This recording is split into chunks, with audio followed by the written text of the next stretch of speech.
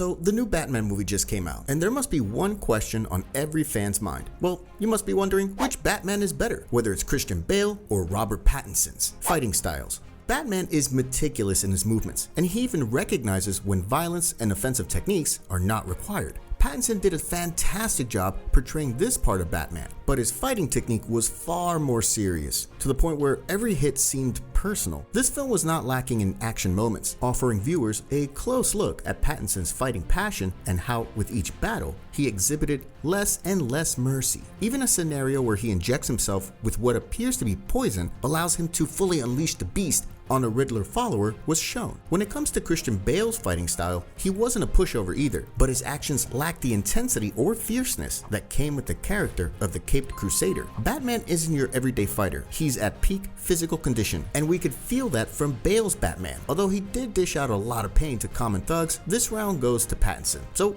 1 point for him. Hold on, we came up with a round system where each Batman will be analyzing fighting style, resources, and finally depiction of Bruce Wayne. So let us begin. Christian Bale's Bruce Wayne put forth a lot of time, money, and effort to support Batman's goal. His relationships assisted him in obtaining critical information and, on occasion, backup, and he made sure that criminals had to account to the court system no matter what he did. Money and resources, on the other hand, bought him something far cooler, a Batcave stocked with the latest gadgets and technology, which he was constantly updating. He had a tool for almost everything, not to mention his military utility belt, which housed some of his most devastating weaponry, which he did not hesitate to use in conflict. Now, when you look at Pattinson, he didn't have a fully functioning Batcave, nor did he have the high-tech equipment that we've come to expect of Batman. Although it goes to his credit that he portrays a Batman who is just starting out on his crime-fighting journey and is still building and managing the resources that he has on hand. But regardless, this round goes to Christian Bale, depiction of Bruce. Now, Batman only has the character.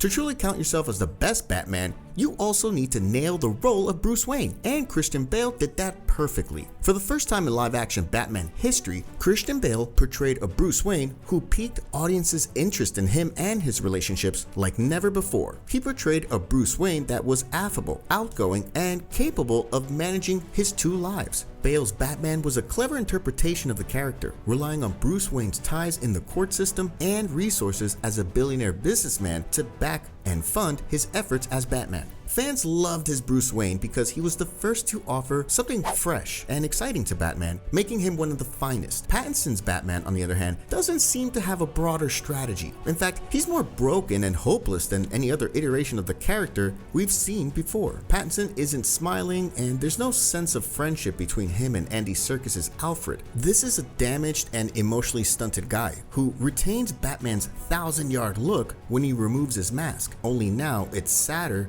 since it's lost its caped function. This Bruce has a moral simplicity about him that adds to his agony as a figure blinded by his fury and absolutism. He's turned off all of his devices. As a result, Bruce Wayne's flamboyant playboy demeanor, which he usually adopts in public in the comics, is completely abandoned, at least for now. We simply don't see the persona in the nearly 3-hour-long film, which might have been on purpose. But sadly, this makes Pattinson lose the round, giving Bale's Batman the lead with another point. So Christian Bale takes the comparison with a 2-to-1 lead, but we must remember that he's a Batman who is just starting out, and maybe by the time he comes in the sequel, we'll be able to see a more lively version of the character. So what do you guys think about our comparison? Let us know in the comments below, and don't forget to subscribe to our channel to view more of our incredible videos. See y'all next time.